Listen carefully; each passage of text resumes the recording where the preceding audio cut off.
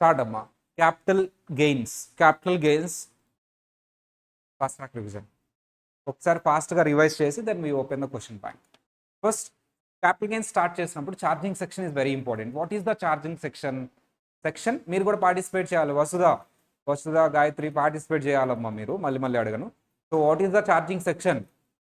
Revision కాబట్టి participate చేయాలి. 45.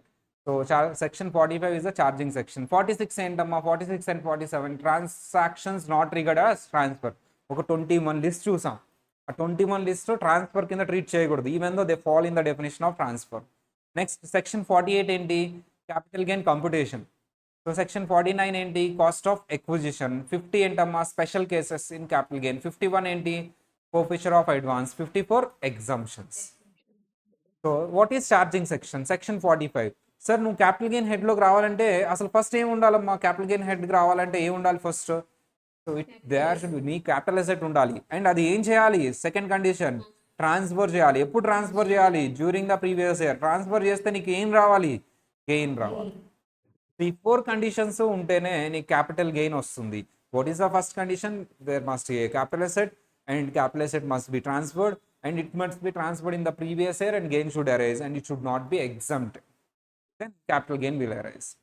So first condition చెప్పుకుందాం, నీ capital asset ఉంటేనే capital gain వస్తుంది. What is capital asset? Sir, capital asset includes any property of any kind, whether connected to business or not connected to business, whether tangible or intangible, anything. First అన్ని include చేస్తాడు. Anything will come. So anything, either shares in FII or ULIP not exempted under 1010D. So అంటే ఏంటమ్మా? Unit linked insurance policy. So 1010D ప్రకారం exempted అయితే రాదు capital asset కింద. Exempted కాదు, taxable అయితే వస్తుంది. ఎప్పుడు ట్యాక్సిబుల్ అవుతుంది? 5 lakhs కంటే ఎక్కువ నువ్వు ఉంటే. సో 5 lakhs కంటే ఎక్కువ హోల్డ్ ప్రీమియం పే చేస్తే definitely it will be taxable. ULIP 2,50,000 కంటే ఎక్కువ నువ్వు ప్రీమియం పే చేస్తుంటే ఆ ఫైనాన్షియల్ ఇయర్కి ఇది ట్యాక్సిబుల్ అవుతుంది. So LIP. Sir any rights. Sir ఇది వోడాఫోన్ కేసులో చెప్తాను తర్వాత. సో వోడాఫోన్ కేసులో ఏంటి? సింపుల్ అమ్మా. సో నువ్వు కంట్రోల్ ఇండియాలో ఉన్న company control outside India transfer చేస్తున్నావు, then also it will becomes the capital asset. సింపుల్గా చెప్పాలంటే ఎనీథింగ్. కానీ ఎనీథింగ్ అని ఫస్ట్ ఇంక్లూడ్ చేసి తర్వాత వీటిని ఎక్స్క్లూడ్ చేశాడు. అంటే ఇవి క్యాపిటల్ అసెట్ అవుతాయి అవ్వవా? ఇప్పుడు నేను చెప్పేవి అవ్వవు. అందులో ఫస్ట్ వన్ ఏంటి sir? Stock in trade. Either raw material or finished goods or working progress. Stock in trade is not. ఎక్కడ వస్తుంది మరి స్టాక్ ఇన్ ట్రేడ్? పీజీబీపీలో వస్తుంది. సార్ మూవబుల్ పర్సనల్ అసెట్స్ కూడా రావు క్యాపిటల్ అసెట్ కింద. అంటే ఏమేమి వస్తాయమ్మా? Car, dining table, watch, shirt, ఇవన్నీ. Sir even though I'm staying in the building, that is also personal asset, but movable కాదు, అది immovable. That will come to capital asset. కానీ కొన్ని మూవబుల్ పర్సనల్ అసెట్స్ని ఎక్స్క్లూడ్ చేశాడు. అంటే అవి ఏమైపోతాయమ్మా? క్యాపిటల్ అసెట్ అయిపోతాయి. ఏంటవి? Jewellery, drawings, paintings, sculptures, work of art, archaeological collections. So వీటిని ఎక్స్క్లూడ్ చేశాడు మూవబుల్ పర్సనల్ అసెట్స్లోంచి. అంటే అవి క్యాపిటల్ అసెట్ అయిపోతాయి. ఎందుకు సార్ అంటే ఇవి అప్రిషియేట్ అవుతాయి. కార్ డిప్రిషియేట్ అవుతుంది, దాని మీద క్యాపిటల్ గెయిన్ వచ్చే ఛాన్సెస్ తక్కువ. డైనింగ్ టేబుల్ డిప్రిషియేట్ అవుతుంది, అది కూడా తక్కువే. జ్యువెలరీ అనేది అప్రిషియేట్ అవుతుంది. సో పర్సనల్ అసెట్టే, కానీ ఎక్స్క్లూడ్ చేసాం మేము, అంటే క్యాపిటల్ అసెట్ అవుతుంది. So that is the reason. Sir rural agriculture land is also excluded. ఇది కూడా క్యాపిటల్ అసెట్ కాదు. నువ్వు రూరల్ అగ్రికల్చర్ ల్యాండ్ సేల్ చేస్తే క్యాపిటల్ గెయిన్ వచ్చిద్దా అంటే రాదు, ఎందుకంటే అది అసలు క్యాపిటల్ అసెటే కాదు rural agriculture land. Sir gold bonds deposit certificate issued by gold monetisation scheme, ఇవి కూడా క్యాపిటల్ అసెట్స్ కావు. అవి సేల్ చేస్తే నీకు గెయిన్ వచ్చినా క్యాపిటల్ గెయిన్ రాదు. క్యాపిటల్ అసెట్ అంటే ఎనీ కైండ్ అమ్మా, any kind includes any kind, whether business connected or not connected, whether movable or immovable, or tangible or intangible. So ఇది స్టాక్ ఇన్ ట్రేడ్ అంటే ఎలా కనిపెడతాం సార్? నీ intention. So at the time of acquisition నువ్వు ఎలా దాన్ని వాడాలనుకుంటున్నావు? Capital asset అంటే ఇన్వెస్ట్మెంట్ లాగా, లేకపోతే బిజినెస్లో స్టాక్ లాగా, దాన్ని బేస్ చేసుకొని అది స్టాక్ ఇన్ ట్రేడా లేకపోతే క్యాపిటల్ అసెట్ అని డిసైడ్ చేస్తాం. పర్సనల్ ఎఫెక్ట్స్ అమ్మా, పర్సనల్ ఎఫెక్ట్స్ వీటి నుంచి ఎక్స్క్లూడ్ చేసింది ఏమేమమ్మా? Jewellery, archaeological collections, drawings, paintings, works of cultures and immovable personal assets. వీటిని ఎక్స్క్లూడ్ చేశారంటే ఇవి ఏమైపోతాయమ్మా? ఇవి క్యాపిటల్ అసెట్ అయిపోతాయి, అంటే క్యాపిటల్ గెయిన్ వస్తుంది. క్యాపిటల్ అసెట్ అయిపోతే వీటి మీద ఏమొస్తుందమ్మా? క్యాపిటల్ గెయిన్ వస్తుంది. సార్ ఇక్కడ మనం ఒకటి ఎగ్జాంపుల్ చూసాం. సార్ షేర్స్ అనేది ఇతనికి క్యాపిటల్ అసెట్, ఇతను బిజినెస్లో వాడుతున్నాడు కాబట్టి జ్యువెలరీ బిజినెస్లో వాడుతున్నాడు, బిజినెస్ అతనికి గోల్డ్ షోరూమ్ ఉంది కాబట్టి జ్యువెలరీ అతనికి ఏమవుతుందమ్మా stock in trade. Sir rural agriculture land exclude చేశారు కదా మీరు, ఎక్కడి నుంచి? క్యాపిటల్ ఎసెట్ నుంచి. అసలు రూరల్ అగ్రికల్చర్ ల్యాండ్ అంటే ఏంటి? Very simple, if it is a municipality and municipality population is less than 10,000, ఆ మున్సిపాలిటీలో ఉన్న అగ్రికల్చర్ ల్యాండ్స్ అన్నీ కూడా రూరల్ అగ్రికల్చర్ ల్యాండ్సే. లేదు సార్ మున్సిపాలిటీ పాపులేషన్ 10,000 నుంచి 1,00,000 ఉంది, అప్పుడు మున్సిపాలిటీకి 2 కిలోమీటర్స్ తర్వాత ఉండేవి మాత్రమే రూరల్. సో మున్సిపాలిటీ 2 కిలోమీటర్స్ చుట్టుపక్కల ఉన్నవన్నీ అర్బన్ అయిపోతాయి. 2 కిలోమీటర్స్ అవే ఉన్నవి 2 కిలోమీటర్స్ అవే ఉన్నాయి రూరల్ అవుతాయి, దూరంగా ఉన్నాయి రూరల్ అవుతాయి, ఊర్లో ఉన్నాయి కాదు. సో ఊర్లో ఉన్నవి అర్బన్ అవుతాయి. సో ఏంటి సార్ మున్సిపాలిటీ పాపులేషన్ ఎంత ఉంటాయి? లేదు సార్ మా మున్సిపాలిటీ పాపులేషన్ 1,00,000 to 10,00,000 ఉంది, సో 6 కిలోమీటర్స్ తర్వాత ఉన్నవే రూరల్ అవుతాయి, విత్ ఇన్ 6 కిలోమీటర్స్ ఉన్నవి అర్బన్ అవుతాయి. సార్ మా మున్సిపాలిటీ పాపులేషన్ గ్రేటర్ దాన్ 10,00,000 ఉంది సార్, 8 కిలోమీటర్స్ అవే, మున్సిపాలిటీ లిమిట్స్ నుంచి 8 కిలోమీటర్స్ తర్వాత నుంచి, అక్కడ నుంచి 8 కిలోమీటర్స్ క్యాలిక్యులేట్ చేయి, అవన్నీ కూడా అర్బన్ అవుతాయి. 8 కిలోమీటర్స్ తర్వాత ఉన్న ల్యాండ్స్ ఏవైతే ఉన్నాయో అగ్రికల్చర్ ల్యాండ్స్, అవి రూరల్ అగ్రికల్చర్ ల్యాండ్స్ అవుతాయి. సో ఇమ్మూవబుల్ ప్రాపర్టీ సార్ ఆ లెంత్ అనేది ఎలా చేయాలి సార్ అంటే ఏరియల్ డిస్టెన్స్ కౌంట్ చేయాలి, 6 kilometres 2 kilometres 8 kilometres. Immovable property even for personal use liable to capital gain. Sir immovable property ఏదైనా సరే ఎక్స్క్లూడ్ చేసామా అమ్మ? ఇమ్మూవబుల్ ప్రాపర్టీని ఎక్స్క్లూడ్ చేయలేదు, ఇమ్మూవబుల్ ప్రాపర్టీని. సో అది పర్సనల్ అంటే residential house property personal effect కింద ట్రీట్ చేయము, ఎందుకు? మూవబుల్ పర్సనల్ అసెట్స్నే నేను ఎక్స్క్లూడ్ చేశాను, అందులో కూడా కొన్ని ఎక్స్క్లూడ్ చేయలేదు. So immovable property is a capital asset, urban agriculture land is a capital asset liable to capital gain.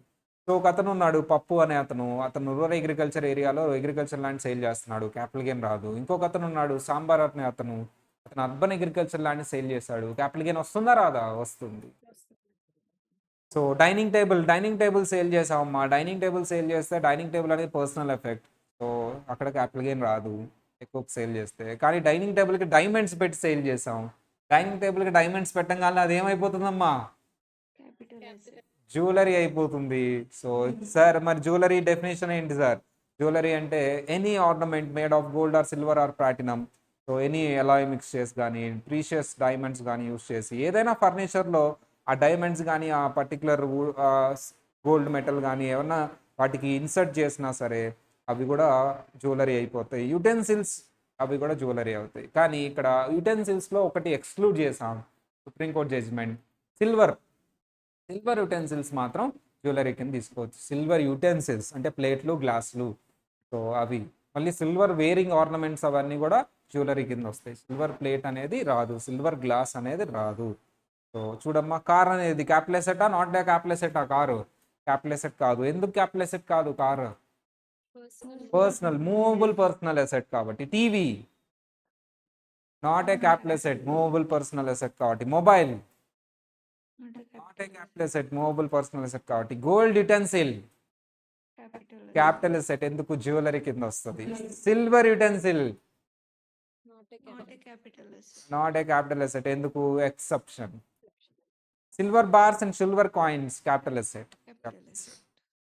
So transfer అంటే ఓన్లీ సేల్ అనా మిగతా అన్ని కూడా వస్తాయా? సేల్ వస్తుంది, ఎక్స్చేంజ్ వస్తుంది, రిలింక్విష్మెంట్ వస్తుంది, ఎక్స్టింగ్విష్మెంట్ వస్తుంది, కంపల్సరీ ఎక్విజిషన్ వస్తుంది, conversion of asset into stock in trade వస్తుంది, and redemption of zero coupon bonds వస్తాయి.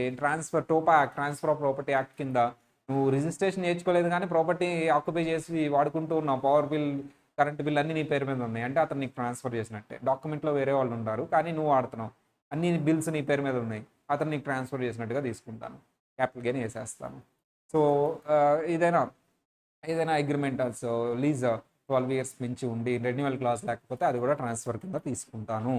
Transfer also includes disposing or parting of assets or interest or creating any interest in the asset in any manner either directly or indirectly. నువ్వు డైరెక్ట్గా అయినా transfer చేయి, ఇండైరెక్ట్గా అయినా transfer చేయి. So అది టోపా act గురించి చెప్తున్నాను. Sir period of holding is very important. Period of holding నువ్వు క్యాలిక్యులేట్ చేయాలంటే ఎప్పటి నుంచి క్యాలిక్యులేట్ చేయాలంట? మూవబుల్ అయితే date of constructed of sale are delivery. So year of transfer ఎప్పుడైతే ఎలా చేయాలి, నువ్వు ఎప్పుడు సేల్ చేస్తావో దాన్నే ఇయర్ ఆఫ్ ట్రాన్స్ఫర్ అంటావు. ఏది మూవబుల్ అయితే. ఇమ్మూవబుల్ అయితే సో నువ్వు ఎప్పుడు సేల్ డీడ్ రాసుకుంటావో దాన్నే ఇయర్ ఆఫ్ ట్రాన్స్ఫర్ కింద ట్రీట్ చేస్తావు. సో మూవబుల్ అయితే సేల్ చేసిన డేట్ని, డెలివర్ చేసిన డేట్ని కన్సిడర్ చేస్తావు ట్రాన్స్ఫర్ డేట్ కింద. ఎందుకు transfer date DOT important sir, date of transfer, because ఆ డేట్ ఆఫ్ ట్రాన్స్ఫర్ బేస్ చేసుకునే క్యాపిటల్ గెయిన్ నువ్వు క్యాలిక్యులేట్ చేయాలి. జనరల్ కేస్ ఏ ఇయర్లో అయితే ఆ డేట్ ఆఫ్ ట్రాన్స్ఫర్ ఫాలో అవుతుందో ఆ ఇయర్లో క్యాపిటల్ గెయిన్ కంప్యూట్ చేయాలి. మన ప్రీవియస్ ఇయర్ ఏంటి 2023-24. Then if the date of transfer falls in 2023-24, so then I will calculate the capital gain. If it is not falling in this 23-24, I will not calculate. So కాకపోతే దీనికి కొన్ని exceptions ఉన్నాయి, special cases. Gain 2 types ఉంటుందమ్మా. ఏంటది? Long term capital gain, short term capital gain. ఎప్పుడు long term అంటాం, ఎప్పుడు short term అంటాం. సో అసెట్స్ని, క్యాపిటల్ అసెట్స్ని 3 టైప్స్గా క్లాసిఫై చేసాం. కొంత పీరియడ్ చెప్పాం. ఈ పీరియడ్ కంటే ఎక్సెస్ ఉంటే హోల్డ్ చేస్తేనేమో లాంగ్ టర్మ్, ఈ పీరియడ్ కంటే తక్కువ హోల్డ్ చేస్తేనేమో షార్ట్ టర్మ్. సో అసెట్స్ని 3 టైప్స్గా క్లాసిఫై చేసాం. ఏంటమ్మా? ఈ financial assets, special assets, other assets. Financial assets అంటే ఏమేమి వస్తాయి sir? Equity shares listed in stock exchange, units of UTI, units of equity oriented mutual fund, zero coupon bonds. Sir ఇవి financial assets అంటారు.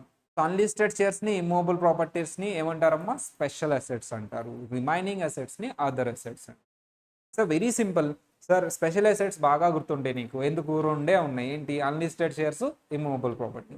ఇవి కూడా గుర్తుంటాయి ఫైనాన్షియల్ అసెట్స్ కూడా. ఏంటమ్మా? Equity shares, units of business, equity oriented mutual fund and UTI, zero coupon bonds. Sir financial assets అయితే minimum ఎంత period hold చేస్తేనే లాంగ్ టర్మ్ అంటానమ్మా? మోర్ దాన్ 12 months అయితే. Even though equal to 12 months అయినా short term. అది 12 months కంటే ఎక్కువ hold చేసి సేల్ చేస్తేనే నేను లాంగ్ టర్మ్ అంటాను. సార్ స్పెషల్ అసెట్స్ అయితే మినిమం ఎంత పీరియడ్ హోల్డ్ చేయాలి? 24 months. స్పెషల్ అసెట్స్ ఏముంటాయి? Unlisted shares, immovable property. Land and building ఎక్కడికి వస్తుంది?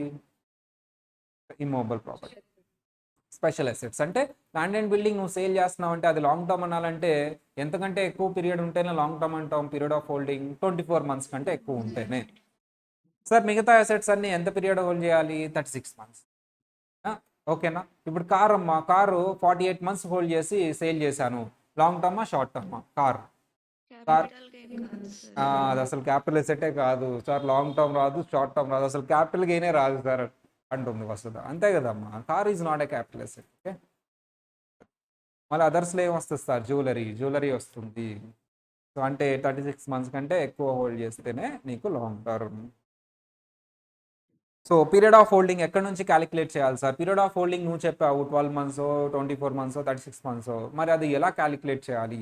డేట్ ఆఫ్ ఎక్విజిషన్ నుంచి డేట్ ఆఫ్ ట్రాన్స్ఫర్ వరకు ఏదైతే పీరియడ్ ఉంటుందో దాన్నే పీరియడ్ ఆఫ్ హోల్డింగ్ అంటారు. సో పర్చేస్ చేస్తే అదే గిఫ్ట్ కానీ విల్ కానీ ఇన్హెరెన్స్ అయితే డేట్ ఆఫ్ ఎక్విజిషన్ ఉండదు కాబట్టి ఏం చేస్తామమ్మా? Period of holding of the వాళ్ళు ఎవరో ఎక్వైర్ చేస్తారు కదా, నాకు ఇచ్చిన వాళ్ళు, నాకు గిఫ్ట్ ఇచ్చిన వాళ్ళు, అక్కడి నుంచి క్యాలిక్యులేట్ చేస్తా. ఎంతమంది ఉంటే అంతమంది. అంటే దాన్ని ఏమంటారు? Period of holding of previous owner కూడా కన్సిడర్ చేస్తాము. So holding of the previous SSC and holding of the previous owner and holding period of the SSC రెండు కన్సిడర్ చేస్తాం. What is the format of capital gain computation? Full value of consideration minus expense on transfer. ఏమొస్తుంది నీకు? Net consideration. Long term అయితే indexation ఇస్తాం కాబట్టి minus indexed cost of acquisition minus indexed cost of improvement. ఏమొస్తుందమ్మా? Long term capital gain. So minus exemptions under section 54 net long term capital gain. అదే short term అయితే format చెప్పండి, మీరు చెప్పండి. Full value of consideration minus expense on transfer net consideration minus cost of acquisition minus cost of improvement, short term capital gain minus exemptions under section 54 short term full value of consideration ఎలా calculate చేస్తావు? ఎంత sale consideration అయితే అదే general rule. Sale consideration ఎంత వస్తే దాన్నే full value of consideration అంటాం sir. So కైండ్లో వస్తేనేమో దానికి సంబంధించిన మార్కెట్ వాల్యూని తీసుకోవాలండి సార్. కానీ ల్యాండ్ అండ్ బిల్డింగ్ మాత్రం ఆ సేల్ కన్సిడరేషన్ని కంపల్సరీ దేంతో కంపేర్ చేయాలంట? సేల్ కన్సిడరేషన్ని సార్ నువ్వు సేల్ కన్సిడరేషనే తీసుకో ఫుల్ వాల్యూ ఆఫ్ కన్సిడరేషన్ కింద. But so in case of land and building just compare that sale consideration with the stamp duty value. If it is less than stamp duty value, if the sale consideration is less than stamp duty value, then 50C will apply. What is 50C? So increase that consideration with 110% and compared to stamp duty value, even though it is less than SDV, then take SDV as full value of consideration. అంటే నువ్వు consideration 110% జనరల్గా తక్కువ ఉంది SDV కంటే, 110% increase చేసిన తర్వాత కూడా తక్కువే ఉంది. నువ్వు ఏం తీసుకోవాలి? ఫుల్ వాల్యూ ఆఫ్ కన్సిడరేషన్ కింద SDV తీసుకో. లేదు సార్ 110% చేసిన తర్వాత ఎక్కువ ఉంది, కన్సిడరేషనే తీసుకో. నార్మల్గానే కన్సిడరేషన్ ఎక్కువ ఉంది, కన్సిడరేషనే తీసుకో, అసలు 50C రాదు. సో అది. అండ్ ఎస్డివి ఏ రోజుది తీసుకోవాలి సార్? జనరల్గా డేట్ ఆఫ్ రిజిస్ట్రేషన్ అంటే డేట్ ఆఫ్ ట్రాన్స్ఫర్ రోజు తీసుకోవాలి సార్. డేట్ ఆఫ్ అగ్రిమెంట్ ఇంకా ముందే ఉంది. డేట్ ఆఫ్ అగ్రిమెంట్ రోజు ఎస్డివి డిఫరెంట్ ఉంది సార్, అది తీసుకోవచ్చా? అది తీసుకోవచ్చు. ఎప్పుడు నువ్వు ఆ అగ్రిమెంట్ రోజు అట్లీస్ట్ ఎంతో కొంత కన్సిడరేషన్ అకౌంట్ పే చెక్ ద్వారా కానీ, డిమాండ్ డ్రాఫ్ట్ ద్వారా కానీ, or any other electronic mode of payment ద్వారా అదర్ దాన్ క్యాష్ పే చేస్తుంటే దెన్ నువ్వు డేట్ ఆఫ్ అగ్రిమెంట్ రోజు ఉన్న ఎస్టీవీ తీసుకోవచ్చు. లేదు అంటే డేట్ ఆఫ్ ట్రాన్స్ఫర్ రోజు ఉన్న ఎస్టీవీఏ తీసుకోవాలి. సో అది. Many of the times stamp duty value dispute వచ్చినప్పుడు ఎవరికి రిఫర్ చేస్తారమ్మా? సో ఒకటి నువ్వు కోర్టుకు వెళ్తావు, ఇంకొకటి అసెసింగ్ ఆఫీసర్ వివోకి రిఫర్ చేస్తాడు. వివోకి రిఫర్ చేసినప్పుడు ఏంటి సార్ స్పెషల్ థింగ్ ఏంటి సార్ అంటే, వివోకి రిఫర్ చేసినప్పుడు if Vivo value is greater than STV take the only SDV తీసుకుంటాను, ఆ గ్రేటర్ వాల్యూ తీసుకోను. If Vivo value is less than SDV then take SDV less than amount, VO value తీసుకుంటాను. SDV కంటే తక్కువ చెప్పారంటే ఏ వాల్యూ తీసుకుంటాను? వివో వాల్యూ తీసుకుంటాను. కానీ కన్సిడరేషన్ కంటే కూడా తప్పు చెప్తే సో కన్సిడరేషన్ తీసుకుంటాను. 3 కేసెస్ అమ్మా. If Vivo value is greater than SDV తీసుకుంటాను. If Vivo value is less than SDV that vivo value తీసుకుంటాను. If Vivo value is less than consideration తీసుకుంటాను. Full value of consideration. చెప్తున్నావా లేదా ఇవన్నీ? Sir ఇంకొకటి 50CA అని ఇంకొకటి ఉంది సార్. ఏంటి సార్ ఈ 50CA అంటే, in case of unlisted securities నువ్వు సేల్ కన్సిడరేషనే తీసుకో, no problem. But compare that sale consideration with FMV of unlisted securities. Sale consideration FMV కంటే తక్కువ ఉందా? ఎఫ్ఎంవి తీసుకో. సేల్ కన్సిడరేషన్ ఎఫ్ఎంవి కంటే ఎక్కువ ఉందా? Then take that sale consideration. Simple. Same ఇక్కడ కూడా వివోకి రిఫర్ చేయొచ్చు. So in case of sir ఇక్కడ కూడా వివోకి రిఫర్ చేయొచ్చు. So same as it is అమ్మా. If Vivo value is greater than FMV, take FMV. If Vivo value is less than FMV, take the Vivo value. If Vivo value is less than consideration, take the consideration. So in the format, what is the second thing? Full value of consideration అయిపోయింది. Second thing ఏంటమ్మా? Expenses on transfer. Take all expenses. If it is in cash, క్వశ్చన్లో amount ఇస్తే amount తీసేసుకో. In case percentage వస్తే consideration మీద ఆ percentage apply చేయి. Full value of consideration మీద apply చేస్తావా? చేయొద్దు. Maybe full value of consideration SDB ఉండొచ్చు, అప్పుడప్పుడు కన్సిడరేషన్ మీద అప్లై చేయ పర్సంటేజ్, అప్పుడు నీకు అమౌంట్ వస్తుంది. ఎక్స్పెన్సెస్ ఆన్ ట్రాన్స్ఫర్ అది క్లెయిమ్ చేసుకో. ఓకేనా సార్? మరి ఎక్స్పెన్సెస్లో ఎస్టీటీ ఉంటుంది కదా, అది క్లెయిమ్ చేసుకోవచ్చా? STT is not allowed to claim. STT claim చేసుకోవద్దు, మిగతా అన్ని క్లెయిమ్ చేసుకో. బ్రోకరేజ్ అవన్నీ కూడా క్లెయిమ్ చేసుకో. ఈ ఎగ్జాంపుల్స్ అన్ని కూడా చూసాం కదా మనం. Sir cost of acquisition is very very important. In case నువ్వు ఒక ఎసెట్ని, క్యాపిటల్ ఎసెట్ని పర్చేస్ చేస్తే బిఫోర్ 2001 పర్చేస్ చేస్తే 1/4/2001 కాస్ట్ ఆఫ్ ఎక్విజిషన్ ఏం తీసుకుంటావమ్మా నువ్వు? Cost of acquisition or fair market value as on 1/4/2001 whichever is higher తీసుకుంటావు. సార్ ఒకవేళ ఆఫ్టర్ పర్చేస్ చేస్తే కాస్ట్ ఆఫ్ ఎక్విజిషనే తీసుకుంటావు. సార్ అదే gift or will or inheritance వచ్చినప్పుడు నీకు అది మీ ప్రీవియస్ ఓనర్ బిఫోర్ పర్చేస్ చేశాడు, అప్పుడు నువ్వు కాస్ట్ ఆఫ్ ఎక్విజిషన్ ఏం తీసుకుంటావమ్మా? Cost to previous owner or fair market value as on 1/4/2001 whichever is higher. మీ ప్రీవియస్ ఓనర్ 2001 తర్వాత పర్చేస్ చేశాడు, అప్పుడు నువ్వేం తీసుకుంటావమ్మా? Cost to previous owner. ఎందుకు? నీ కాస్ట్ 0 కాబట్టి ప్రీవియస్ ఓనర్ కాస్ట్ నువ్వు తీసుకుంటావు. సో ఇక్కడ నేను ఒకటి యాడ్ చేస్తాను. మీ ప్రీవియస్ ఓనర్ ఆ కాస్ట్ మీద కాకుండా వేరే దాని మీద ఆల్రెడీ ట్యాక్స్ పే చేస్తే that becomes the cost to you. So అది ఆల్రెడీ మేము చెప్పుకున్నాం. షేర్స్, ఒరిజినల్ షేర్స్ నువ్వు ఎంత కొంటే అంత, రైట్ షేర్స్ నువ్వు ఎంత కొంటే అంత. బోనస్ షేర్స్ బిఫోర్ 2001 అయితే ఎఫ్ఎంవి తీసుకోమ్మా, FMV as on 2001. Bonus shares after 2001 అయితే నిల్. రైట్ షేర్స్ నువ్వు రినౌన్సర్ అంటే నీకు రైట్ షేర్స్ ఇష్యూ చేయాల, వేరే వాళ్ళకి ఇష్యూ చేస్తే వాళ్ళ దగ్గర నుంచి నువ్వు పర్చేస్ చేసావు, అప్పుడు నీకు కాస్ట్ ఎంతమ్మా? Amount paid to renouncer and amount paid to company. So ఈ రెండు యాడ్ చేసుకుంటే నీకు కాస్ట్ వస్తుంది. స్వెట్ ఈక్విటీ షేర్స్ అయితే నువ్వు ఎంత కొనుక్కుంటే అంతకి.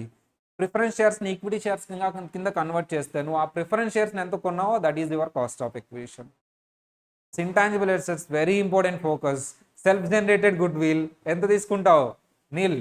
పర్చేజ్డ్ అయితే యాక్చువల్ కాస్ట్ ఆఫ్ ఎక్విజిషన్. ఇక్కడ బిఫోర్ ఆఫ్టర్ కాన్సెప్ట్ ఉందా? Before 2001. Even though it is before 2001 you should take a cost of acquisition. So అది పర్చేజ్డ్ అయితే no updation to 2001 market value. Sir అది నేను గుడ్ విల్ని ఆర్ పేటెంట్ రైట్ని నేను ఎప్పుడు కొన్నాను సార్? 1999లో కొన్నాను సార్. 2001లో దాని ఫేర్ మార్కెట్ వాల్యూతో కంపేర్ చేసి అప్డేట్ చేయనా? No, not applicable here. Because it is intangible asset. సరే జాగ్రత్తగా వినండి. 112A కాస్ట్ ఆఫ్ ఎక్విజిషన్ చెప్పండి అమ్మా. Cost of acquisition should compare with the specific amount. How the specific amount will arise? So fair market value as on 31st March 2018 or sale consideration, whichever is least, that is the specific amount. That specific amount should compare with the cost of acquisition. ఈ రెండిట్లో highest తీసుకో cost of acquisition కింద. Fair market value అంటే ఏం తీసుకుంటావు? Fair market value అంటే ఏం తీసుకుంటావు? Fair market value as on 31st March తీసుకుంటావు. సార్ 31st March రోజు ట్రేడ్ అవుతుంది నా షేరు, అప్పుడు అక్కడ డిఫరెంట్ అమౌంట్స్ ఉంటాయి కదా. ఫెయిర్ మార్కెట్ వాల్యూ అంటే ఏది తీసుకుంటావు నువ్వు? హైయెస్ట్ తీసుకుంటావు. సార్ ఆ రోజు ట్రేడ్ అవ్వలేదు, అప్పుడేది తీసుకుంటావు? ప్రీవియస్ ట్రేడింగ్ అయిన డేలో హైయెస్ట్ తీసుకుంటావు. సరే అసలు మేము లిస్టే అవ్వలేదు సార్, అప్పుడే తీసుకుంటావు? Cost of acquisition into normal indexation 272 divided by so CII for the year of acquisition. Sir అదే మేము యూనిట్స్ అయితే ఎన్ఏవి తీసుకుంటాం. ఓకేనా? Cost of improvement sir before 2001 cost of improvement ఏది నేను ఇవ్వను. ఎందుకు? ఆల్రెడీ నేను అప్డేట్ చేస్తున్నాను మార్కెట్ వాల్యూకి, ఎఫ్ఎంబికి. That FMV includes that improvement. Sir ఏదైతే ఇంప్రూవ్మెంట్ ఆఫ్టర్ 2001 చేస్తావో అది క్లెయిమ్ చేసుకోవచ్చు నువ్వు. సో అది క్లెయిమ్ చేసుకోవచ్చు. నువ్వు చేసినా, నువ్వు ప్రీవియస్ ఓనర్ ఇంప్రూవ్మెంట్ చేసినా క్లెయిమ్ చేసుకోవచ్చు. Cost of acquisition or cost of improvement shall not include the deductions claimed in respect of interest. Sir నువ్వు కాస్ట్ ఆఫ్ ఎక్విజిషన్ అయినా చెప్పు, కాస్ట్ ఆఫ్ ఇంప్రూవ్మెంట్ అయినా చెప్పు, ఆల్రెడీ అక్కడ ఏదైనా నువ్వు ఆల్రెడీ డిడక్షన్ తీసుకుంటే యాజ్ పర్ ఇన్కమ్ ట్యాక్స్, నువ్వు కాస్ట్ ఆఫ్ ఎక్విజిషన్లో ఏదో ఒక అమౌంట్ అలాంటి ఏమైనా తీసుకుంటానా అంటే తీసుకుంటావు. ఏంటది?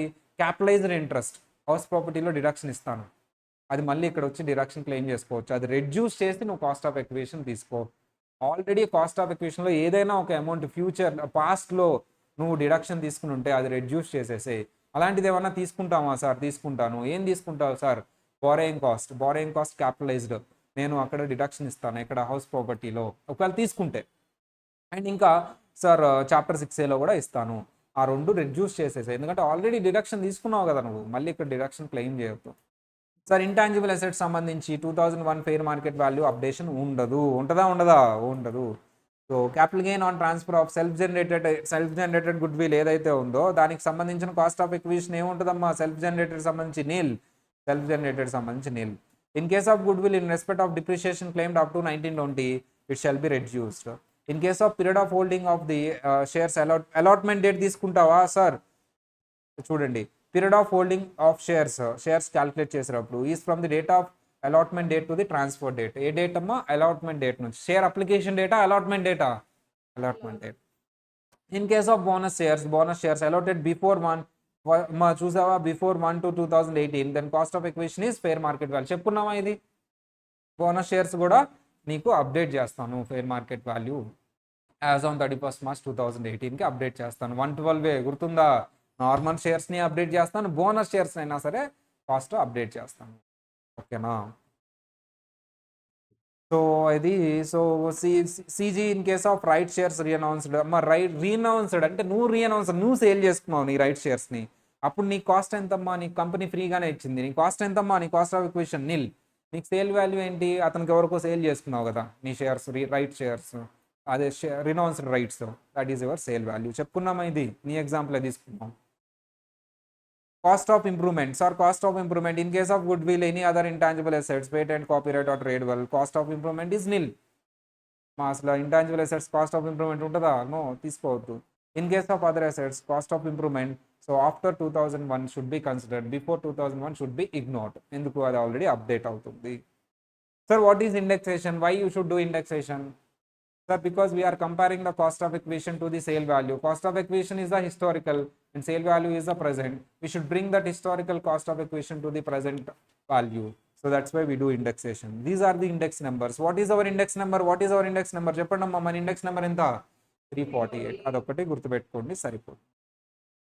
సో ఇండెక్సేషన్ ఫార్ములాస్ చూడండి అమ్మా. if you have purchased a capital asset before 1/4/2001, indexation formula చెప్పమ్మా Vasudha.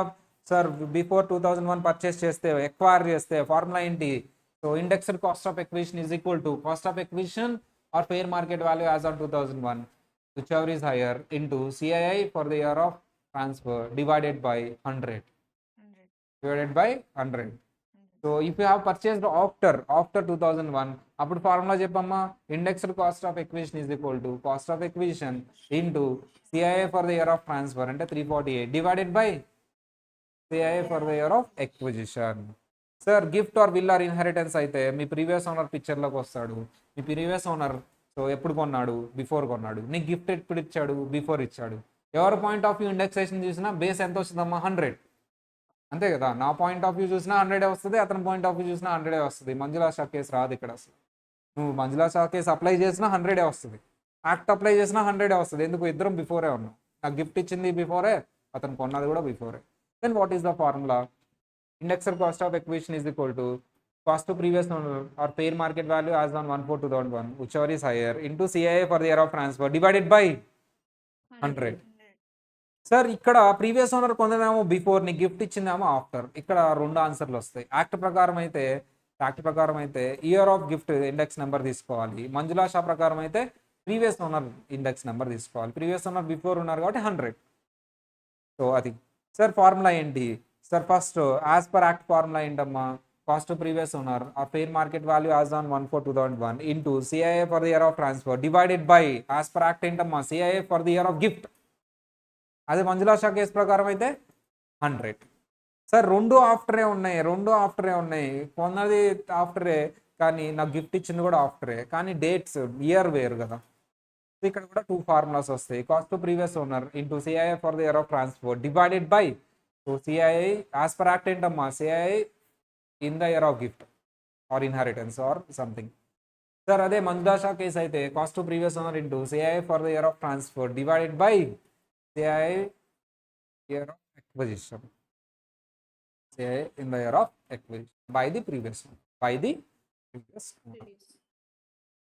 So those are the formulas, very important sir. Formulas చదవటానికే డిఫికల్ట్, కానీ ప్రాబ్లం చేసేటప్పుడు అవి చాలా ఈజీ. మీరు అబ్జర్వ్ చేశారు లేదు?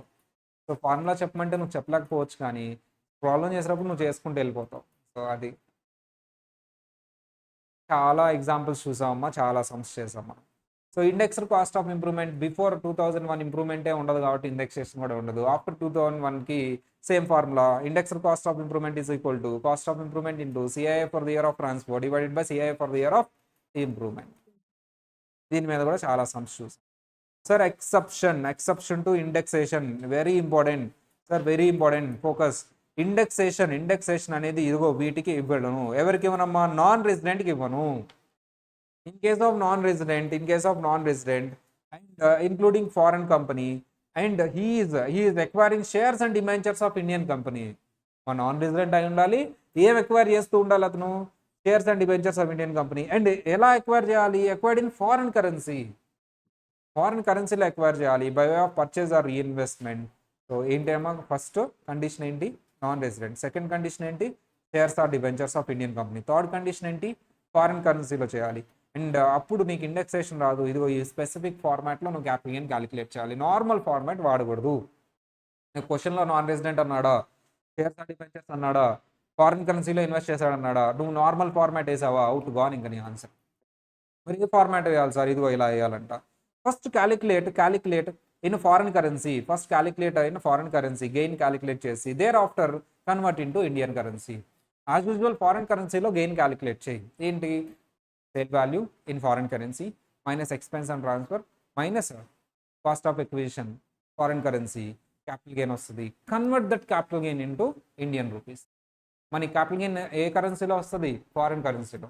సార్ ఎలా కన్వర్ట్ చేయాలి సార్? Very simple sir. ఎలా కన్వర్ట్ చేయాలి అంటే, సార్ నీకు అన్ని ఇండియన్ రూపీస్లో ఉంటాయి. ఫస్ట్ ఇండియన్ రూపీస్ని ఎలా కన్వర్ట్ చేసుకోవాలి? నువ్వు ఫారిన్ కరెన్సీలో కన్వర్ట్ చేయాలి.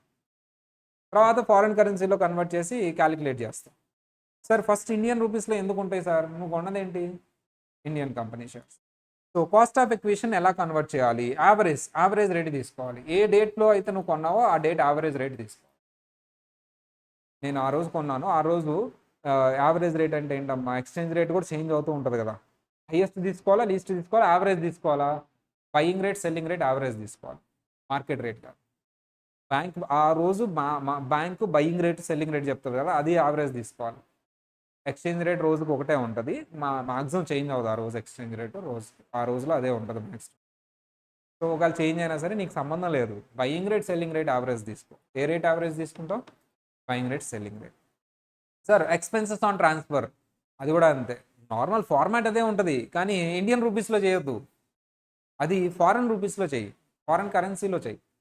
ఇది కూడా యావరేజ్ రేట్ అమ్మా, బయింగ్ రేట్ సెల్లింగ్ రేట్. కానీ ఏ రోజమ్మా, డేట్ ఆఫ్ ట్రాన్స్ఫర్ రోజు ఉన్న యావరేజ్ తీసుకో సార్. కాస్ట్ ఆఫ్ ఎక్విజిషన్ ఏమో ఎక్విజిషన్ రోజు ఉన్న యావరేజ్ తీసుకుంటాను. ఈ ఎక్స్పెన్సెస్ ఆన్ ట్రాన్స్ఫర్ ఏమో ట్రాన్స్ఫర్ రోజు ఉన్న యావరేజ్ తీసుకుంటాను. So CG in Indian currency, capital gain Indian కరెన్సీలో కన్వర్ట్ చేయాలి కదమ్మా. CG into Indian currency convert చేసేటప్పుడు బయింగ్ రేట్ తీసుకో. సెల్లింగ్ రేట్ తీసుకుంటావా, బయింగ్ రేట్ తీసుకుంటావా, యావరేజ్ రేట్ తీసుకుంటావా? Buying rate. కాస్ట్ ఆఫ్ ఎక్విజిషన్ని కన్వర్ట్ చేయడానికి ఏ రేట్ యూస్ చేస్తావు? Average rate. ఎక్స్పెన్స్ ఆన్ ట్రాన్స్ఫర్ని కన్వర్ట్ చేయడానికి ఏ రేట్ యూస్ చేస్తావు? సార్ వచ్చిన క్యాపిటల్ గెయిన్ ఇండియన్ రూపీస్కి కన్వర్ట్ చేయడానికి ఏ రేట్ యూస్ చేస్తావు? Buying rate. Average rate buying. Assessee should be non resident in the year of sale. Year of sale అప్పుడు కూడా నాన్ రెసిడెంట్ అవ్వాలి. Indexation benefit is not available. Indexation ఎక్కడైనా చూసావా ఇక్కడ? నో. ఎందుకు ఇండెక్సేషన్ ఇవ్వట్లేదు? ఆల్రెడీ ఎక్స్చేంజ్ రేట్ని కన్సిడర్ చేస్తున్నాను కాబట్టి, ఆల్రెడీ అక్కడ ఇన్ఫ్లేషన్ కవర్ అవుతుంది కాబట్టి ఇండెక్సేషన్ ఇవ్వట్లేదు. ఇంకా వేరే కేసెస్లో కూడా ఇండెక్సేషన్ ఇవ్వరు. ఎక్కడెక్కడ ఇవ్వరు? Long term capital gain under section 112A. ఇక్కడ ఇది చెప్పేటప్పుడు నేను తర్వాత అన్నాను. ఇప్పుడు చూడు, నీకు కనెక్ట్ అవుతూ ఉంటుంది. Already we have studied. Why you are not giving indexation to 112A? 1 lakh benefit is. We are giving 1 lakh discount, and also we are updating the cost of acquisition to the 2018. That's why we are not giving indexation. Tax rate also 10%. Any benefits ఇస్తున్నాను. Depreciable assets కి always default short term capital gain 50A.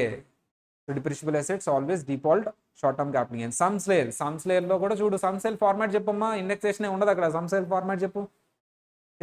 Capital gain format sum sale గుర్తు రావట్లేదా? వస్తుందా? Format చెప్పు, నాకు తెలుసుగా. వస్తుందా? Sum sale format చెప్పమ్మా.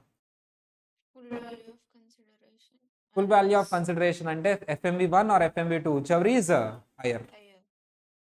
FMV minus expenses on transfer, net consideration minus net worth. అక్కడెక్కడైనా ఇండెక్స్డ్ కాస్ట్ ఆఫ్ ఎక్విజిషన్ చూసావా నువ్వు? నెట్ వర్త్ చూసావా? అసలు ఇండెక్సేషన్ లేదు, నెట్ వర్త్. అందుకని స్లమ్ సేల్.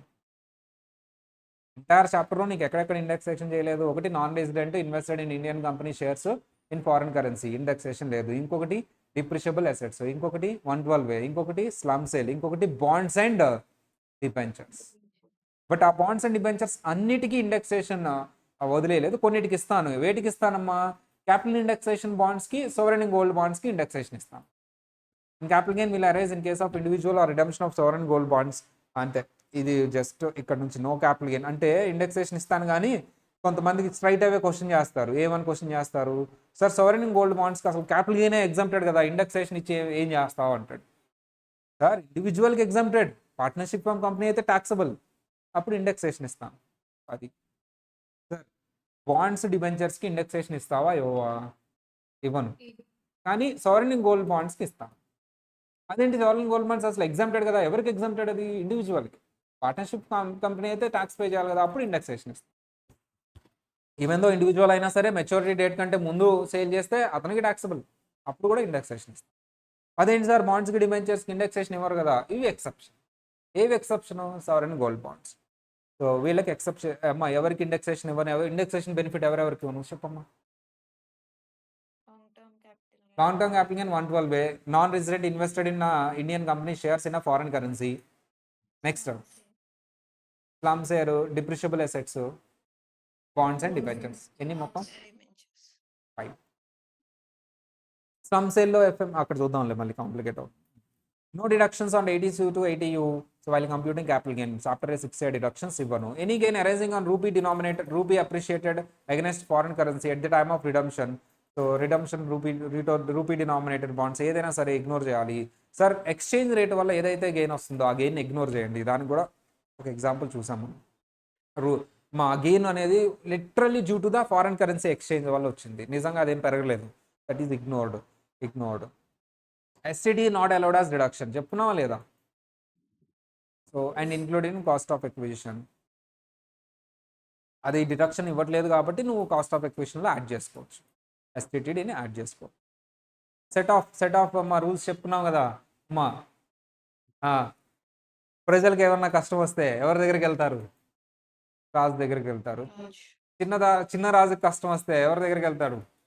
చిన్న రాజు దగ్గరికైనా వెళ్ళొచ్చు, పెద్ద రాజు దగ్గరికైనా వెళ్ళొచ్చు. పెద్ద రాజు కష్టం వస్తే పెద్ద రాజు దగ్గరికి వెళ్తాడు, చిన్న రాజు దగ్గరికి వెళ్తాడా, ప్రజల దగ్గరికి వెళ్తాడా? నో. సేమ్ ఇక్కడ పెద్ద రాజు అంటే ఎవరమ్మా? లాంగ్ టర్మ్ క్యాపిటల్ లాస్, ఎవరితోనే అడ్జస్ట్ చేసుకోవచ్చు. Long term capital gain. Short term capital loss ఎవరితో అడ్జస్ట్ చేసుకోవచ్చు? Either to the short term capital gain or to the long term capital gain.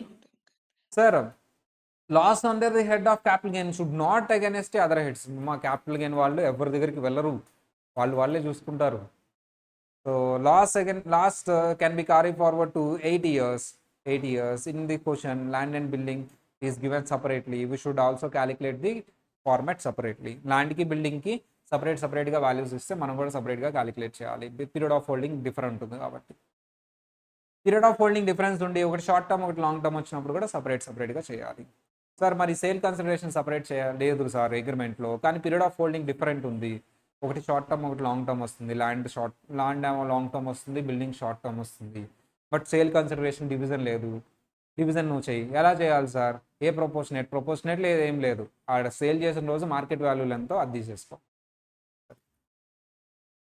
మా ఎగ్జామ్షన్స్ 2 సెక్షన్లో చెప్పాడు. ఏంటి ఆ 2 సెక్షన్స్? Section 54, section 10. సెక్షన్ 54 ఏ అసెట్ సేల్ చేస్తే నీకు ఈ ఎగ్జామ్షన్ వస్తుంది? Residential house property.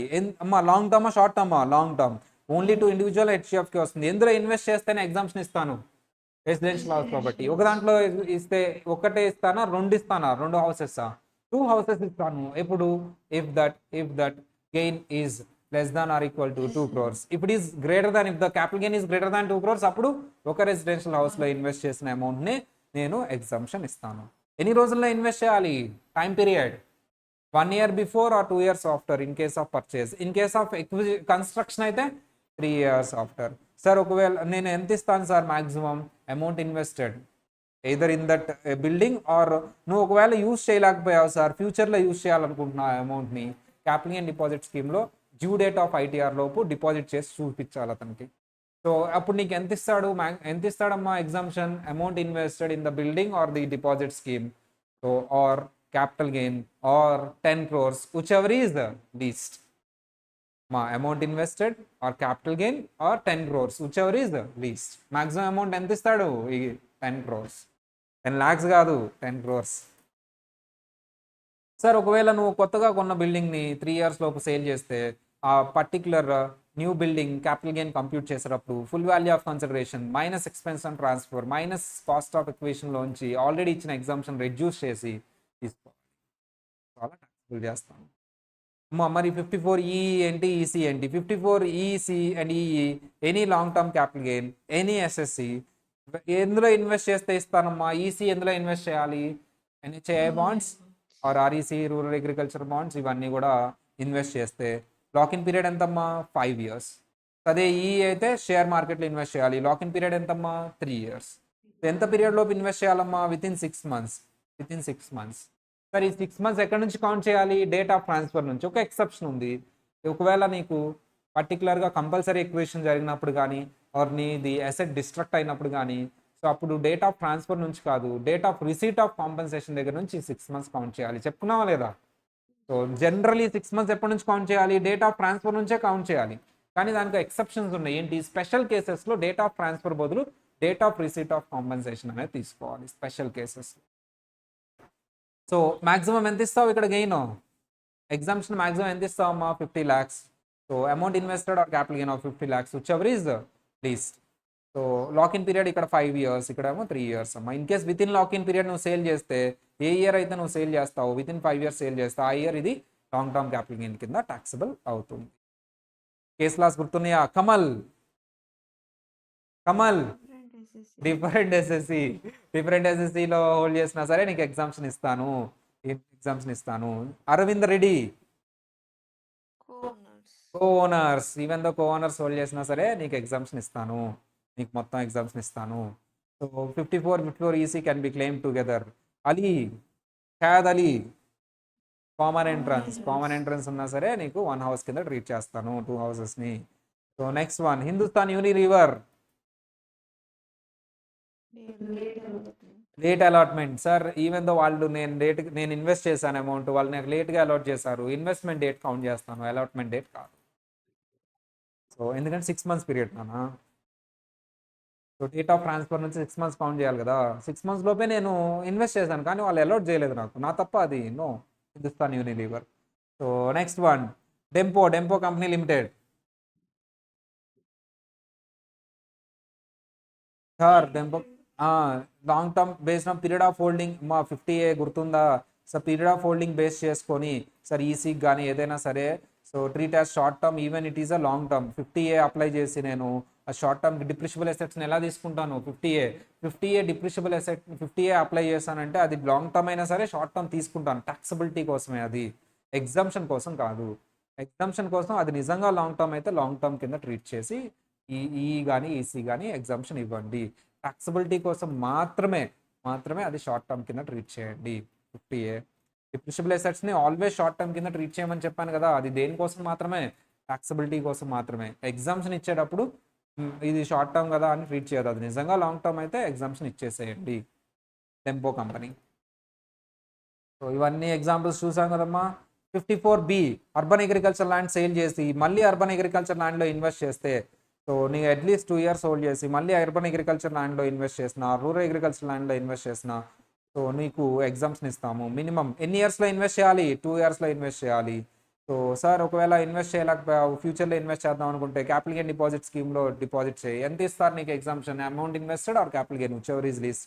Lock-in period ఎంతమ్మా? 3 years. ఆ 3 years లోపు నువ్వు ఆ particular new agriculture land sale చేస్తే, new agriculture land capital gain compute చేసినప్పుడు కాస్ట్ ఆఫ్ ఎక్విజిషన్ నుంచి ఎగ్జామ్షన్ రెడ్యూస్ చేస్తాను. సార్ మరి 54D same as it is, land or building belongs to industrial undertaking, sale చేసి మళ్ళీ అది ఇండస్ట్రియల్ అండర్టేకింగ్లో invest చేస్తే, సో నీకు వితిన్ 3 years ఇన్వెస్ట్ చేయాలి, same as it is, 3 years lock-in period. Sir 54F is very important, any long term capital gain. ఎందులో invest చేస్తే నీకు ఇస్తానమ్మా? 1 residential house. నీకు ఆల్రెడీ ఒక హౌస్ ఉంది, ఇంకొక హౌస్ అలో చేస్తాను. నీకు 2 houses ఉంటే 54F వస్తుందా? రాదు. నువ్వు ఇన్వెస్ట్ చేసేపోయేది 2 houses అయితే 54F వస్తుందా? రాదు. ఎప్పుడు మాత్రమే వస్తుంది? నీకు ఒక హౌస్ ఉండాలి, న్యూ హౌస్ ఇంకొకటి ఉండాలి, అవ్వాలి. సో నీకు ఆల్రెడీ ఒక హౌస్ ఉండాలి, ఒకటే ఉండాలి హౌస్, న్యూ హౌస్ ఒకటే అలో చేస్తాడు. నీకు ఆల్రెడీ 2 houses ఉన్నాయి, 54F ఉండదు అసలు. సో అప్పుడు మాత్రమే 54F ఇస్తాను. ఎలా ఇస్తానమ్మా 54F? ప్రొపోర్షనేట్గా ఇస్తాను. ఏంటి ఆ ఫార్ములా? Proportionate formula. ఏ ప్రొపోర్షనేట్లో ఇస్తాను? నీ క్యాపిటల్ గెయిన్ నెట్ కన్సిడరేషన్లో ఎంత ప్రొపోర్షనేట్లు ఉందో అంత ప్రొపోర్షనేట్ ఇస్తాను. Amount invested into capital gain divided by net consideration. అంటే నెట్ కన్సిడరేషన్లో నీ క్యాపిటల్ గెయిన్ ఎంత పర్సంటేజ్ ఉందో ఆ పర్సంటేజ్లో నీకు ఇన్వెస్ట్మెంట్ అనేది నీకు ఎగ్జామ్షన్ ఇస్తాను. మ్యాక్సిమం ఎంత ఇస్తాను ఈ సెక్షన్లో కూడా? 10 crores. మర్చిపోయావు, అన్నీ మర్చిపోయావు. లాకింగ్ పీరియడ్ ఎంతమ్మా? New asset 3 years. 3 yearsలో నువ్వు న్యూ అసెట్ని సేల్ చేసినా కొత్తగా ఇంకో అసెట్ కొన్నా సరే ఆల్రెడీ ఇచ్చిన ఎగ్జామ్షన్ టాక్సబుల్ చేస్తా. సార్ ఫ్యూచరిస్టిక్గా కూడా ఉంది కదమ్మా, investment 1 year before 2 years after, in case of construction 3 years after ఉంది కదా. ఇన్ కేస్ ఫ్యూచర్లో నేను ఇన్వెస్ట్ చేస్తున్నాను సార్, ఇప్పుడు చేయలేను అన్నప్పుడు ఎగ్జామ్షన్ తీసుకోవచ్చా అంటే తీసుకోవచ్చు. కానీ నువ్వు ఒకటి చేయాలి. ఏం చేయాలి సార్? క్యాపిటల్ గెయిన్ డిపాజిట్ స్కీమ్లో ఇన్వెస్ట్ చేసి ప్రూఫ్ చూపించాలి. సో ఏంటి ఎప్పుడు లోపు సార్ అంటే up to due date of ITR proof చూపించాలి. గుర్నం సింగ్ ఏంటమ్మా? కోఓనర్స్ 54B కోఓనర్స్ అయినా అలౌ చేస్తాను. So next one, rural agriculture land is not a capital asset. Okay. మరి రవీందర్ కుమార్ అరోరా కోఓనర్స్, ఇది కూడా కోఓనర్స్, రవీంద్ర కుమార్ అరోరా ఈ కేసులో. సంబంధం ఉదయ్ కుమార్, వెరీ ఇంపార్టెంట్, సంబంధం Uday Kumar. Sir building complete ఏంటమ్మా? సంబంధం ఉదయ్ కుమార్ ఏమంటాడు? ఒకవేళ 3 years లోపు కన్స్ట్రక్షన్ కంప్లీట్ అవ్వకపోతే, అంటే 3 years లోపు నువ్వు ఇన్వెస్ట్ చేయకపోతే కొత్త బిల్డింగ్లో ఏం చేస్తాడు? ఆ మిగిలిపోయిన అమౌంట్ని టాక్సిబుల్ చేస్తాడు 3 years లోపు కన్స్ట్రక్షన్ కంప్లీట్ అవ్వకపోతే. సార్ కొత్త బిల్డింగ్ కొనేసేయాలి కదా 3 years లోపు. వచ్చి చూసాడు ఎస్సింగ్ ఆఫీసర్, బిల్డింగ్ కంప్లీట్ అయింది, అన్నీ కంప్లీట్ అయినాయి, ఎలక్ట్రిక్ ఫిట్టింగ్స్ కంప్లీట్ అవ్వలేదంట. So the electrical fittings pending ఉందని, నువ్వు కంప్లీట్ అవ్వలేదు, కొత్తగా కన్స్ట్రక్షన్ కంప్లీట్ అవ్వలేదని డినై చేయకూడదు. ఈవెన్ దో ఎలక్ట్రిక్ ఫిట్టింగ్స్ ఇవన్నీ పెండింగ్ ఉన్నా సరే బిల్డింగ్ కంప్లీట్ అయినట్టుగా తీసుకో. 3 yearsలోనే ఆ బిల్డింగ్ని కన్స్ట్రక్ట్ చేసినట్టుగా తీసుకోవాలి. సో సంబంధం ఉదయ్ కుమార్. గౌలి మహాదేవప్ప ఏంటమ్మా? Gowli Mahadevappa 50C has to be prompted as full value of consideration the reinvestment made ఏంటి? Irrespective of source of funds అంటే ఏంటి సార్? సార్ నువ్వు అక్కడ SDV తీసుకుంటావు 50C అప్లై చేసి, క్యాపిటల్ గెయిన్ ఎక్కువ వస్తుంది కదా SDV తీసుకుంటే, ఈ గెయిన్ మొత్తం తీసుకెళ్ళి ఇన్వెస్ట్ చేసావు.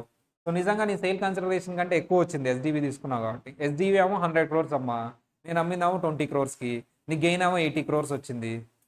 గెయిన్ 80 crores వచ్చింది, అంత తక్కువగా అమ్మాను నేను. మా ఆంధ్రాలో అంతే ఉంది. ఆంధ్రాలో అప్పట్లో ఇది క్యాపిటల్ వచ్చిందని చెప్పేసి రాణి లీటర్ అన్ని పెరిగిపోయినాయి, ఎక్కువ రేటు కొనుక్కున్నారు అందరూ.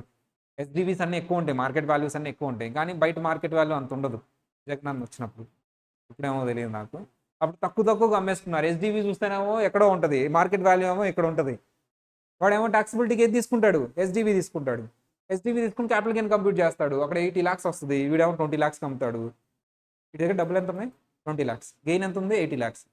80 lakhs తీసుకెళ్ళి ఇన్వెస్ట్ చేశానని చెప్పేసి ప్రూఫ్ చూపిస్తాడు. టెస్టింగ్ ఆఫీసర్ నీ దగ్గర 20 lakhs ఉంది కదా, 80 lakhs ఎక్కడ నుంచి వచ్చినాయి అంటే, మరి నువ్వు వేసావు కదా capital gain. Irrespective of funds, 80 lakhs ఎక్కడ నువ్వు కంప్యూట్ చేసావు కదా, దాని మీద ట్యాక్స్ కట్టాడు. వేరే డబ్బులు కూడా వాడి ఉండొచ్చు 20 lakhs కాకుండా, సో అయినా సరే ఎగ్జామ్షన్ ఇవ్వాలి. సేల్ కన్సిడరేషన్ తక్కువే ఉంది కదా గెయిన్ కంటే అని డినై చేయకూడదు ఎగ్జామ్షన్. ఎవరమ్మా అతను, Gowli Mahadevappa, Karnataka high court. Sir 54G ఏంటి sir, plant and machinery or land and building of the undertaking. మళ్ళీ ఎందులో ఇన్వెస్ట్ చేసావు sir, new plant and machinery నువ్వు ఇన్వెస్ట్ చేసావు న్యూ అండర్టేకింగ్లో, ఆర్ షిఫ్ట్ చేసావు. సో ఎప్పటిలోపు షిఫ్ట్ చేయాలి sir, 1 year before or 3 years after from the date of transfer. Capital gain invested or amount investor or capital gain వచ్చేవారి lower ఇస్తావు. Sir ఫ్యూచర్లో invest చేస్తున్నావు కాబట్టి capital gain deposit scheme apply అవుతుంది, lock in period 3 years. Sir 54B కూడా అంతే అమ్మా, residential house sale చేసావు, మళ్ళీ ఎక్కడ ఇన్వెస్ట్ చేయాలమ్మా, equity shares of the specified company. ఏంటి ఆ స్పెసిఫైడ్ కంపెనీ అంటే, ఎంఎస్ఎంఏ అయి ఉండాలి, ఇండియన్ కంపెనీ అయి ఉండాలి, మ్యానుఫ్యాక్చరింగ్ కంపెనీ అయి ఉండాలి, మినిమం 25% హోల్డింగ్ ఉండాలి ఇది. ఆ కంపెనీ కూడా నువ్వు ఇన్వెస్ట్ చేసిన ఫండ్స్ని ఎందులో ఇన్వెస్ట్ చేయాలి, ప్లాంట్ అండ్ మిషనరీలు కానీ సాఫ్ట్వేర్లో కానీ ఇన్వెస్ట్ చేయాలి. Lock-in period 3 years. So invest చేస్తే సరిపోదు, 3 years ఆ ప్లాంట్ అండ్ మిషనరీ సాఫ్ట్వేర్ని హోల్డ్ చేయాలి. సో 54GA అమ్మ, వెరీ ఇంపార్టెంట్ ఈ ఎగ్జామ్షన్స్ అని. సో మీరు చదువుకుంటే బెస్ట్, మన సింపుల్ వేలో ఫార్మాట్ టేబుల్లో ప్రజెంట్ చేసాం అనమాట. అది 54GA అండ్ జిఏకి 54Gకి 54GAకి డిఫరెన్స్ ఏంటి సార్, ఇన్వెస్ట్ చేయబోయేది ప్లాంట్ అండ్ మిషనరీ అన్నాం కదా. న్యూ ప్లాంట్ అండ్ మిషనరీ అనేది ఎక్కడ వాడాను, plant and machinery should be new, ఎక్కడ జీలో వాడాను, జిఏలో సెకండ్ హ్యాండ్ కూడా అయింది. And H is the extension of acquisition of new. Exemption under section 10 compulsory new urban agriculture ల్యాండ్ని గవర్నమెంట్ కంపల్సరీ ఎక్వైర్ చేసిందా, yes sir. So that is exempted. Sir Andhra Pradesh land pooling scheme కింద నీకేమైనా certificate line ఇచ్చారా, what ever given is exempted. So దీని మీద question అడగకపోవచ్చు అని నేను అనుకుంటున్నా స్ట్రాంగ్గా, అంతకుముందు చెప్పేవాళ్ళం. ఇక నీకు అంతగా డౌట్ ఉంటే ఆ చార్ట్ చదువుకో, నీట్గా ఉంది, అది అర్థమవుతుంది. So any transfer are amount received under reverse mortgage scheme exempted, logic కూడా చెప్పుకున్నాం, మంచి పని, exempted. Sir long term capital gain on STT is paid is exempted up to 1 lakh under section 112A, section 1037. So compulsory acquisition of urban agriculture land, ఓకేనా. అవి exemptions అమ్మా. Sir exemptions తర్వాత నేను ULIP గురించి చెప్పాను, ఎల్ఐపి గురించి చెప్పాను. First LIP గురించి చూద్దాం. LIP is exempted under section 1010D, కానీ ఇలా ఉంటే మాత్రం ట్యాక్సిబుల్. ఎలా ఉంటే సార్, ప్రీమియం ఎంతకంటే ఎక్కువ ఉంటే ట్యాక్సిబుల్, మోర్ దాన్ 10%, హ్యాండిక్యాప్డ్ అయితే 15%, 2012 కంటే ముందు పాలసీస్ అయితే 10% ప్లస్లో 20%, 2000 తర్వాత పాలసీస్ అయితే 2012 తర్వాత పాలసీస్ అయితే 10% or 15% in case of handicap. Sir ఇంకోటి కూడా, ఎల్ఐపి లేటెస్ట్గా ఈ ఇయర్ పర్సంటేజ్తో పాటు అమౌంట్ కూడా తీసుకొచ్చాడు. ఇయర్లీ ప్రీమియం 10%తో పాటు అమౌంట్ కూడా చూడాలి. ఇయర్లీ ప్రీమియం ఎందుకంటే ఎక్సీడ్ అవ్వకూడదు, 5 lakhs, 5 lakhs కంటే అగ్రిగేట్ అన్ని పాలసీస్ కలిపి. పర్సంటేజ్ అనేది ఈచ్ ప్రీమియంకి అప్లై అవుతుంది. 5 lakhs అనేది aggregate of all premiums. 5 lakhs కంటే ఎక్సీడ్ అయితే up to 5 lakh exempted, 5 lakhs below policies taxable, even though it is less than 10%. So sir next one ULP అయితే కూడా అంతే అమ్మ, పర్సంటేజ్ లేదు కానీ aggregate 250,000 up to 250,000 exempted, beyond 250,000 taxable. Premium 250,000 కంటే exceed అయిన పాలసీస్ టాక్సబుల్ చేయాలి. 1010D ఎగ్జామ్షన్ రాదు. 1010D ఎగ్జామ్షన్ 250,000 లోపు ఉన్న పాలసీస్కే వస్తుంది. ప్రీమియమ్స్ 250,000 లోపు ఉన్న పాలసీస్ మాత్రమే. దానికి ఒక ఎగ్జాంపుల్ ఇచ్చాం, బ్యూటిఫుల్ ఎగ్జాంపుల్, ఒకసారి చూడండి. taxability of normal insurance policy, ఇవన్నీ కూడా చెప్పుకున్నాం కదమ్మా, same as it is examples.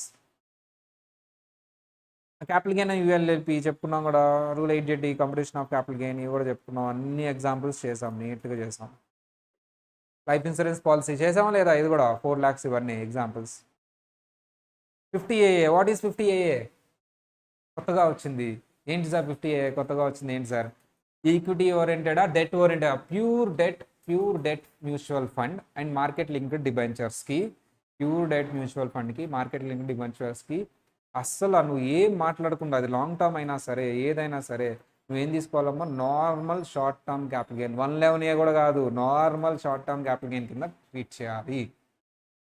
Sir అదేంటి సార్ 111 అన్నా ఇవ్వు లేదా 112 అన్నా ఇవ్వు నో నార్మల్ నీ పీరియడ్ ఆఫ్ హోల్డింగ్తో కూడా సంబంధం లేకుండా normal short term capital gain కింద ట్రీట్ చేయాలి. వేటికమ్మా pure debt fund debt mutual ఫండ్కి అండ్ మార్కెట్ లింక్ డిబెంచర్స్ అంతే అయిపోయింది. ఇక అదే చెప్పుకున్నాం చూడండి ఇక్కడ ఏ డేట్ తర్వాత నుంచే ఇది ప్రాస్పెక్టివ్ ఎఫెక్ట్ ఏ డేట్ తర్వాత నుంచి ఉన్న ఫండ్స్కి మాత్రమే ఇది ప్రాస్పెక్టివ్ ఎఫెక్ట్ ఏ డేట్ 1 ఏప్రిల్ 2023 తర్వాత నుంచి మాత్రమే ఇది అప్లై అవుతుంది. దానికంటే ముందున్న యాజ్ యూజువల్ నువ్వు లాంగ్ టర్మ్ అయితే 112 తీసుకో షార్ట్ టర్మ్ అయితే 111 తీసుకో 112 మాత్రం అప్లై కాదు ఎందుకు డెట్ ఈక్విటీ ఓరియంటెడ్ మ్యూచువల్ ఫండ్కి కదా 112 అప్లై అయ్యేది. So det oriented mutual fund కాబట్టి 112 కానీ 111 కానీ అప్లై అవుతుంది. ఎప్పుడు 1 ఏప్రిల్ 2023 కంటే ముందు 1 ఏప్రిల్ 2023 కంటే తర్వాత వాటికి అది ప్యూర్ డెట్ మ్యూచువల్ ఫండా మార్కెట్ లింక్ డివెంచరా always short term capital prospective ఎఫెక్టా రిట్రాస్పెక్టివ్ ఎఫెక్టా ప్రాస్పెక్టివ్ ఎఫెక్ట్ అదే చెప్పాను చూడు. Transactions not recorded as transfer ఇక 21 లిస్ట్ ఫాస్ట్ చదువుతారు నువ్వు కూడా ఫాస్ట్ వీరమ్మ. పార్టీషన్ ఆఫ్ హెచ్ఎఫ్ అప్పుడు అసెట్స్ మెంబర్స్కి ట్రాన్స్ఫర్ చేస్తే even though it is not transfer కాదు. Gift or will or inheritance అప్పుడు కూడా ట్రాన్స్ఫర్ కాదు. 100% హోల్డింగ్ కంపెనీ 100% సబ్సిడరీ కంపెనీ అటు నుంచి ఇటు నుంచి అటు క్యాపిటల్ అసెట్ ఎక్స్చేంజ్ చేసుకుంటున్నాయి no treated as transfer but subjected to conditions. ఏంటమ్మా కండిషన్స్ వాళ్ళిద్దరి మధ్యలో 100% ఉండాలి. At the same time transferee company Indian company అయి ఉండాలి. At the same time sir exemption is not allowed. ఇప్పుడు కాస్ట్ ప్రీవియస్ ఓనర్ ఇవన్నీ as usual అబో కేసెస్లో కాస్ట్ అనేది ఇదే ఇంకా నార్మలే అమ్మ. ఆ పైన చెప్పిన కేసెస్లో కాస్ట్ నేను ఎవరైతే ట్రాన్స్ఫరీ కంపెనీ ఉందో ఎవరైతే ట్రాన్స్ఫర్ అయి ఉన్నారో వాళ్ళు సబ్సిక్వెంట్గా అసెట్ని సేల్ చేస్తే అప్పుడు కాస్ట్ అనేది కాస్ట్ ప్రీవియస్ ఓనర్ తీసుకుంటాం. పీరియడ్ ఆఫ్ హోల్డింగ్ కూడా ప్రీవియస్ ఓనర్ది కూడా కన్సిడర్ చేస్తాం. అదే చెప్తున్నాడు. మంజులా షా కేసు చెప్పుకున్నావా లేదా? So sir conversion of stock in trade into asset అప్పుడు కూడా ఏంటమ్మా అప్పుడు cost to previous owner should be updated. ఎందుకు నువ్వు కన్వర్ట్ చేసినప్పుడు స్టాక్ ఇన్ ట్రేడ్ కింద ఏమవుతుంది సో ట్యాక్స్ కట్టాలి. సో అదంతా చెప్తున్నావు కదా when you have converted stock in trade capital asset into stock in trade నువ్వు కండిషన్ బ్రేక్ చేసినట్టు. ఎందుకు ఎన్ని ఇయర్స్ హోల్డ్ చేయాలి మినిమం నీకు ఎగ్జామ్స్ నుంచి 8 years హోల్డ్ చేయాలి. నువ్వు విత్ ఇన్ 8 yearsలో ఆ క్యాపిటల్ అసెట్ని స్టాక్ ఇన్ ట్రేడ్గా కన్వర్ట్ చేసిన ఆర్ అసలు ట్రాన్స్ఫర్ చేసేటప్పుడే స్టాక్ ఇన్ ట్రేడ్గా ట్రాన్స్ఫర్ చేస్తే అసలు ఎగ్జామ్స్నే రాదు. ట్రాన్స్ఫర్ చేసేటప్పుడు క్యాపిటల్ అసెట్గా ట్రాన్స్ఫర్ చేసావు కానీ తర్వాత 8 years అది హోల్డ్ చేయకుండా స్టాక్ ఇన్ ట్రేడ్గా కన్వర్ట్ చేసిన ఆర్ సేల్ చేసిన ఆ అసెట్ని ఆ ఇచ్చిన ఎగ్జామ్షన్ టాక్సిబుల్ అవుతుంది ఆ ట్రాన్స్ఫర్ కంపెనీ కదా క్యాపిటల్ గెయిన్ కట్టాల్సింది. అప్పుడు అది టాక్సిబుల్ అవుతుంది కదా అతను దేని మీద అయితే ట్యాక్స్ కట్టాడో అది ఇతనికి కాస్ట్ ఆఫ్ ఎక్విజిషన్ అవుతుంది. సో అండర్ ఎమాల్గమేషన్ అంటే ఏంటి సార్? ఎమాల్గమేషన్ అప్పుడు ఏంటి? ఎమాల్గమేషన్ ఇండియన్ కంపెనీ అయితే ఎగ్జంప్టెడ్, అదే ఫారెన్ కంపెనీ అయితే 25% share holding in amalgamated foreign company ఉండాలి. టైం అయిపోయిందా? అయిపోయింది. So in case of demerger ఇలా అన్నీ ఉంటుందమ్మా. సో ఈ 21 కేసెస్ చదువుకోవాలి. నెక్స్ట్ క్లాస్లో పార్ట్ 2 ఉంటుంది. సో ఈ particular capital gain revision part 2 ఉంటుంది. ఈ 21 కేసెస్ ఎక్స్ప్లెయిన్ చేసుకొని సో నెక్స్ట్ క్లాసెస్లో పార్ట్ 2 అండ్ ఇది నేను చెప్పానుగా ఎఫ్ఎం అయిపోయిన తర్వాత సైడ్ పాకెటింగ్ ఇట్లా ఎఫ్ఎం దగ్గర రిలేట్ చేస్తాను and forfeiture of advance and special cases next ఒక ½ an hourలో ఇది రివిజన్ అవుతుంది. మొత్తం రివిజన్ అయిన తర్వాత I start with the question బ్యాంక్లో కొన్ని సమ్స్ చేద్దాం అండ్ ఈరోజు రేపు సాల్వ్ చేసుకుంటూ వెళ్ళిపోదాం అనమాట. అండ్ ఈరోజు రేపు ఈ రివిజన్ కంప్లీట్ చేసుకుని క్వశ్చన్ బ్యాంక్లో క్వశ్చన్స్ సాల్వ్ చేద్దాం. అండ్ మళ్ళీ నెక్స్ట్ డే మళ్ళీ క్వశ్చన్స్ అంటే బోర్ కొట్టింది కాబట్టి అదర్ సోర్సెస్ స్టార్ట్ చేద్దాం. మళ్ళీ ఆ next day capital gain question bank. ఆ నెక్స్ట్ డే ఏ డేట్ వస్తుంది, ఏ వారం వస్తుంది చెప్పు? ఈరోజు ఏం వారం ఏమో నాకు తెలీదు. థర్స్డే. రేపేంటి? ఫ్రైడే. రేపు క్వశ్చన్ బ్యాంక్. సాటర్డే మళ్ళీ ఏంటి? Income from other sources. Sunday ఏంటి? Question bank. మొత్తం కంప్లీట్ అవుట్. మ్యాక్సిమం మొత్తం కంప్లీట్ చేయడానికి స్టార్ట్ చేద్దాం. ఓకేనా? సో రేపు మిగతా రివిజన్ కంప్లీట్ చేద్దాం. The capital gain revision part B tomorrow. Tomorrow అందరూ క్వశ్చన్ బ్యాంక్ తెచ్చుకోండి. Okay bye. Thank you, sir.